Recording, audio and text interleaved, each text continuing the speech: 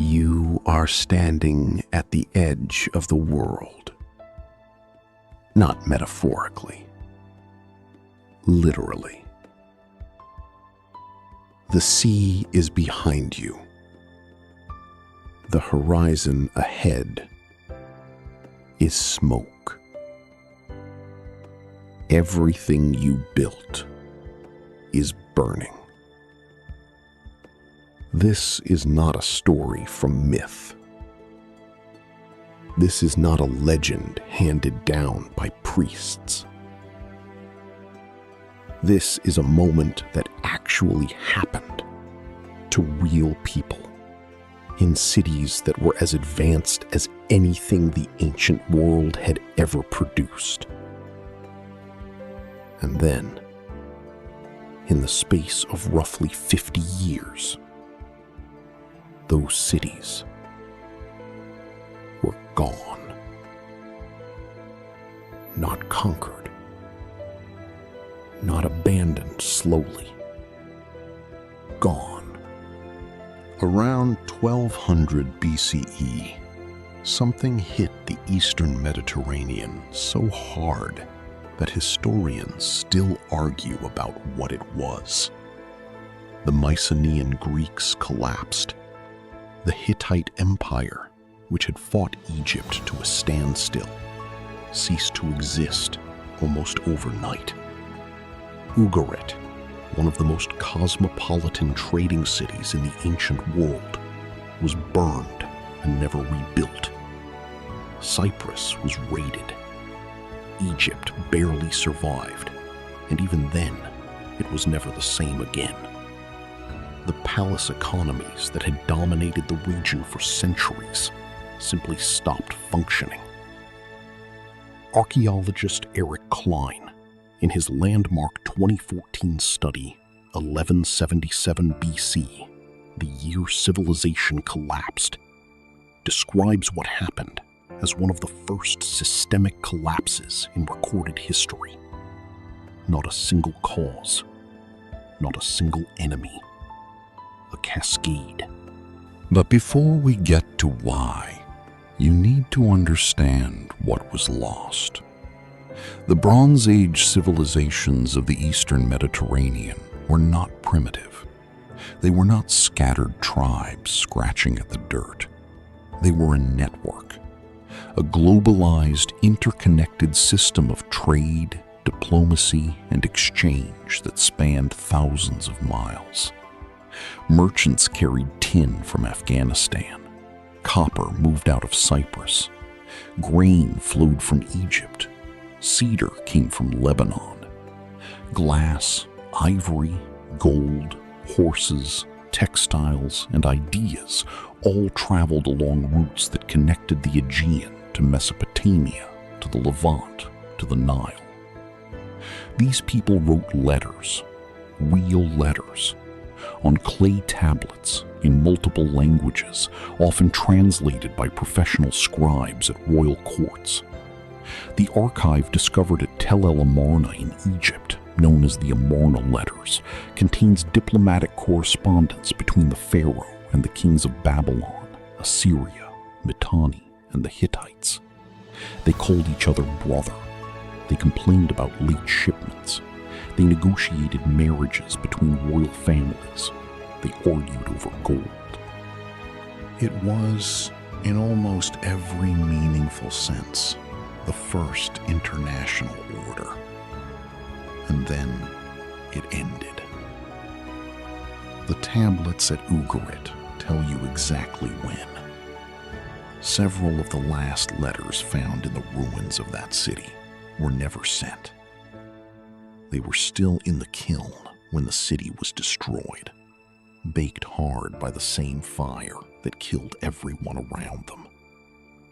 One letter, written by the king of Al-Ashia, reads, "The enemy ships are already here. They have set fire to my towns and have done very great damage in the country. My father, did you not know that all my troops were stationed in Hatti, and all my ships in the land of Lycia? Thus the country is abandoned to itself. that again. All the troops were elsewhere. All the ships were somewhere else. The city was empty of its defenders. Whatever arrived at Ugarit's shore came fast, and it came without warning. For decades, historians pointed to a single culprit: the Sea Peoples. Egyptian records, particularly from the reign of Ramesses III, describe waves of foreign raiders arriving by both land and sea, attacking Egypt's borders in what appeared to be a mass migration of displaced peoples. Ramesses claimed victory. His temple walls at Medinet Habu are covered in carved reliefs showing his triumph over these invaders. He named their groups the Peliset, the Checker, the Shekelesh, the Denyen, the Weshesh. Some researchers have linked the Peliset to the Philistines of biblical history. Others have connected various Sea Peoples groups to the Mycenaeans, the Trojans, or displaced populations from the Aegean. But here is the problem with blaming the Sea Peoples for everything. Where did they come from? They were not a single nation. They were not an army with a capital city and a king. They were refugees, or raiders, or both. And if they destroyed the palace economies of the Bronze Age, something else must have set them in motion first. This is where the story gets darker.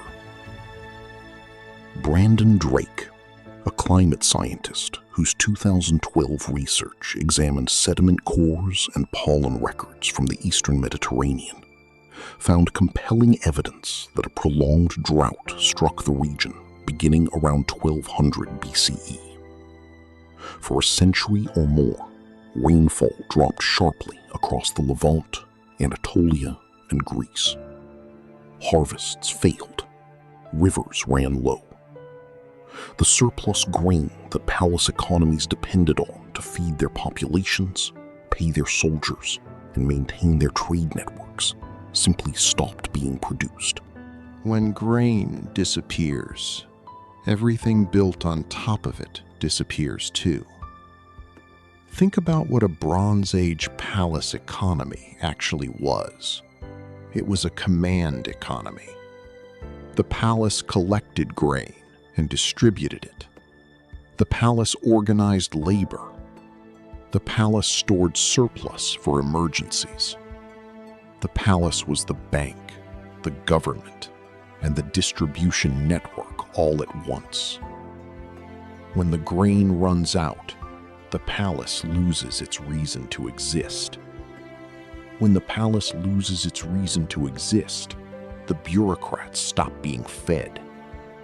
When the bureaucrats stop being fed, the records stop being kept. When the records stop being kept, the trade networks lose coordination. When the trade networks lose coordination, the tin stops coming from Afghanistan. The copper stops coming from Cyprus, and you can no longer make bronze. Without bronze, your army cannot fight. Without your army, your city cannot defend itself against people who are starving and desperate and arriving from the sea with nothing left to lose. Archaeologist Brandon Drake is not alone in this reading. A 2022 study published in PLOS ONE, led by researchers Omer Sergi and Asaf Yassor Landau, examined isotope data from human bones found at late Bronze Age sites across Canaan. The results showed widespread signs of nutritional stress in populations dating to the collapse period. These were not isolated cases. The stress was systemic. Entire communities were going hungry. Starvation does not announce itself with drums and banners. It is slow at first, then it isn't. There is another piece of the puzzle that rarely gets discussed. The Bronze Age collapse was also, at least in part, an earthquake storm. Amos Noor, a geophysicist at Stanford University, spent years documenting the pattern of destruction layers at Bronze Age sites across the eastern Mediterranean. His findings, published in the book Apocalypse, co-written with Dawn Burgess, showed that many of the major sites destroyed around 1200 BCE showed physical evidence of seismic damage before or alongside evidence of burning and abandonment. Mycenae, Tiryns, Medea, Megiddo, several sites in Cyprus. The geology of the region runs along major fault lines. A series of powerful earthquakes during this period could have cracked walls, collapsed storage facilities, destroyed harbor infrastructure, and triggered fires. Not everywhere, not all at once, but enough. Enough to weaken cities that were already under strain from drought and trade disruption. Enough to push a system already running on a deficit over the edge. Enough to make the walls look low when the ships appeared on the horizon. This is what Eric Klein calls a perfect storm. Not one cause, a convergence. Drought weakens agriculture. Drought drives migration. Migration becomes raiding. Raiding disrupts trade. Disrupted trade breaks supply chains. Broken supply chains collapse palace economies. Earthquakes damage infrastructure. The system, interconnected and therefore brittle, has no redundancy. When one thread breaks, others follow. Sound familiar? 50 years. That is all it took. 50 years to erase a world that had been building for 500. The cities were not all burned at the same moment. Some collapsed earlier. Some held on longer. Egypt survived, technically, though it entered a long twilight. The new kingdom never fully recovered its power. The empire in Canaan was quietly abandoned. The gold stopped flowing. The letters stopped being answered. At Mycenae, the palace went dark. The linear B script used by the Mycenaean scribes to keep palace records disappeared entirely. Not because the people died. Some of them survived. But without a palace economy to serve, there was nothing left to write. The writing died because the world it was built to describe no longer existed. Greece entered what historians call its Dark Ages. For approximately 400 years, the archaeological record goes nearly silent. Population levels dropped.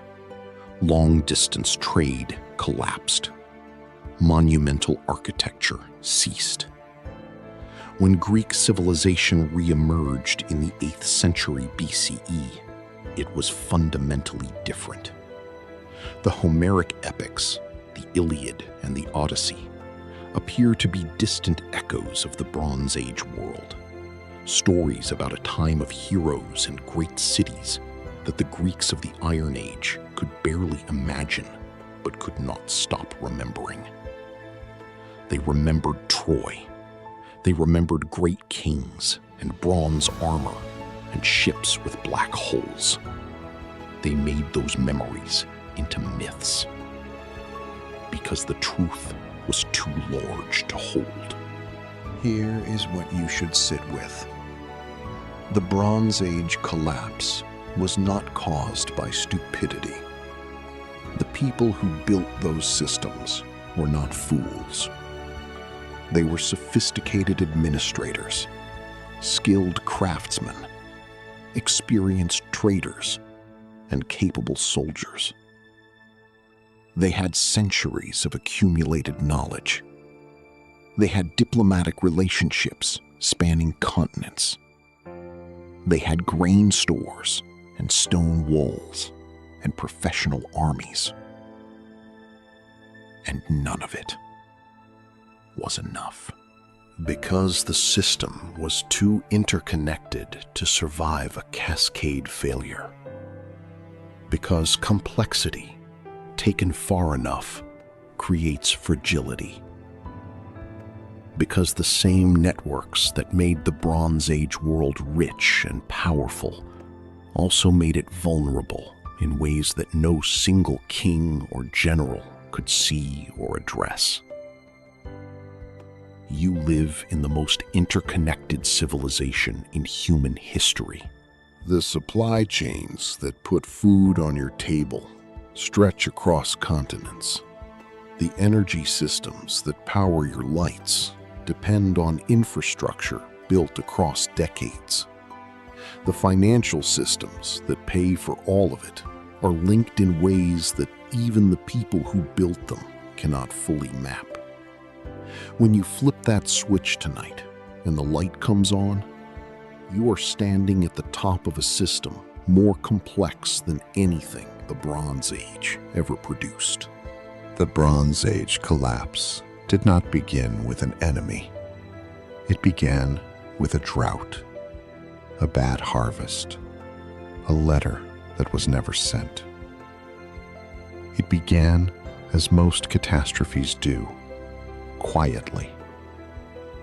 And the people who lived through it could not have known until the ships appeared and the fires started that the world they had built was already gone.